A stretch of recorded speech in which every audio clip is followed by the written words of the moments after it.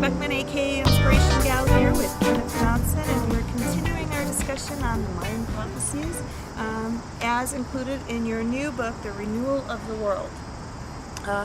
One of the things that you mentioned, we've talked a lot about Ktuns and their prophecies, and one of the things that I wanted to bring up was in your book you say that Ktuns are both histories as well as prophecies, which all really builds into, and I really kind of want to drive this point home for everybody because there's so much misinformation about the Maya end of the world, all this business. I really want to drive it home that they talk about cycles, and cycles are never ending. And I thought it was really interesting that in your book you reference that they talk about the Ktuns as both histories and prophecies. Right. When a shaman would sit down at the end of every 20-year cycle, he would write down, the prophecies, whatever it might be. The Quetzal bird is coming, the blue-green bird is coming.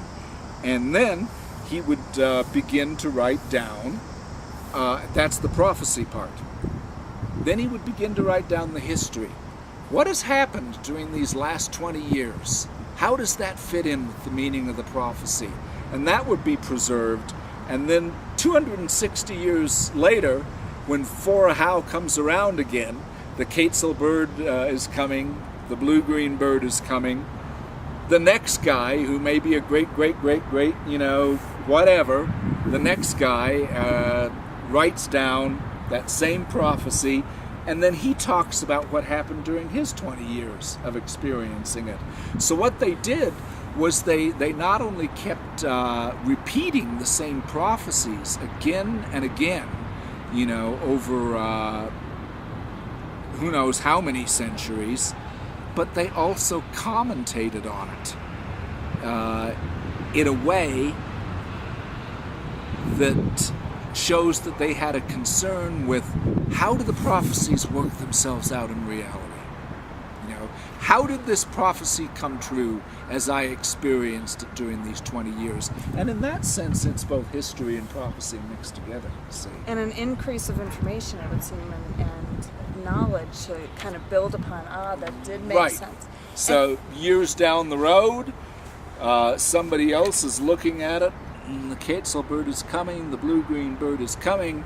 He's had, generations of stuff to say, and, when it happened this time, this kind of, these events took place. When it happened this time, these events took place.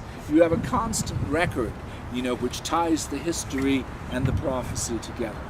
And you mentioned, and I had this in my notes, so I don't want to screw this up here, but you talk about the Quetzal and the bluebird, which is also similar to Quetzalcoatl. It's the same, right? Actually, yes. And for Ahau, yes, the center of the four directions, the god, from which everything emanates, and this 13 Baktun, this great cycle, which I thought was really interesting, which is why I wrote it down. I didn't want to screw it up. Begin and ends on a for Ahau. That's right. I mean, that's pretty damn powerful. You could say that, there's more to it than that. The previous cycle, in 3114 BC, the previous cycle ended on a for Ahau day, so that 5 Imish, the next day, would have been the beginning. And now this cycle, just like the one before it, just like every single 5,125 year cycle, always will end on a for Ahau. Always. The calendar works out with that sort of precision. The last Ktun is always for Ahau. The last day of the cycle is always for Ahau. And what makes it even more bizarre is that the exact, so we've got 3,114 BC up here, and then we've got, the end of that 13 Baktun cycle, 2012 over here. Now, what would happen? What day do you think it would be if we went for the exact midpoint of those 5,125 years? It would be April 17th, 551 BC, and it would be a for Ahau day. and it would be a 4 Ahau Khatun. And as you mentioned, this has to do with Quetzalcoatl, who is the spirit of, true spirituality. And Ahau is God. Yeah, well, that's a whole linguistic thing. That's one of the primary meanings.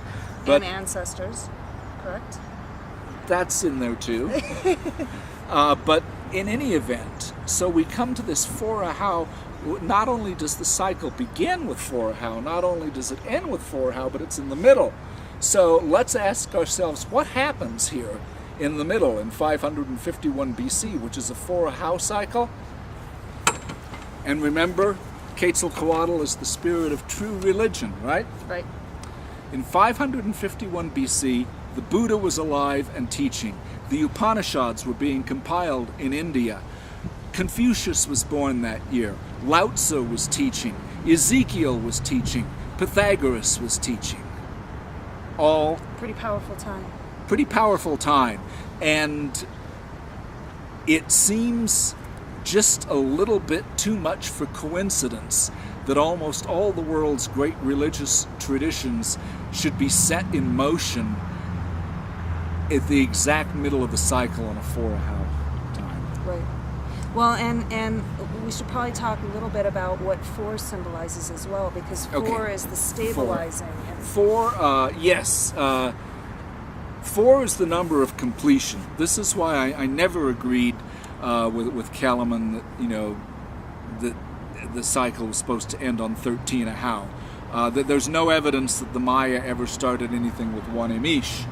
But 4 is a logical ending because 4 is completion. Why is 4 completion? First of all, there are 4 directions. But where do we get these directions from? Sunrise, noon, sunset, midnight. Okay, let's extrapolate that a little farther. Spring equinox, summer solstice, autumn equinox, winter solstice. Let's extrapolate that a little bit farther. You have a place in Gemini where the Milky Way and the ecliptic cross. You have a place in Sagittarius where the Milky Way and the ecliptic cross. So that's 2 circles. It divides the whole universe into 4 quarters. So 4 is, by its very essence, the number of completion. It's the directions. It's the 4 colors that mark humanity and mark consciousness. It's the universe in general. It's the seasons of the year. It's the seasons of the day. 4 is the number of completeness. Right. And so, therefore, it is appropriate that it should end on a 4 and begin on a 4.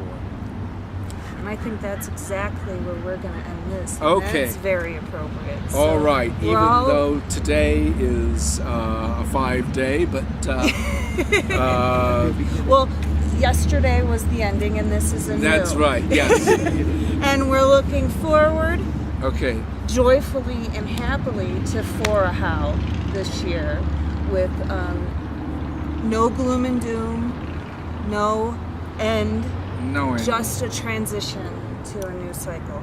And hopefully before December 21st, I'm pretty sure we'll be able to. I'm going to go out on a limb here. Hopefully we'll be able to do more videos, bring even more information to all of you with Kenneth. Okay. And now that I'm spending more time in Albuquerque, the drive isn't quite as arduous from Phoenix. Right, okay. So we look forward to hearing from all of you. If you have questions for Kenneth or questions you would like me to ask him perhaps in the next videos, anything that we can do, please reach out, communicate with us. We really want to bring as much of the true information. You can always reach me at my website, jaguarwisdom.org, and you can reach Kathy at Kathy, Kathie, at inspirationgal.com. there you go. That's how you reach us. Thank you. In Lak'ech.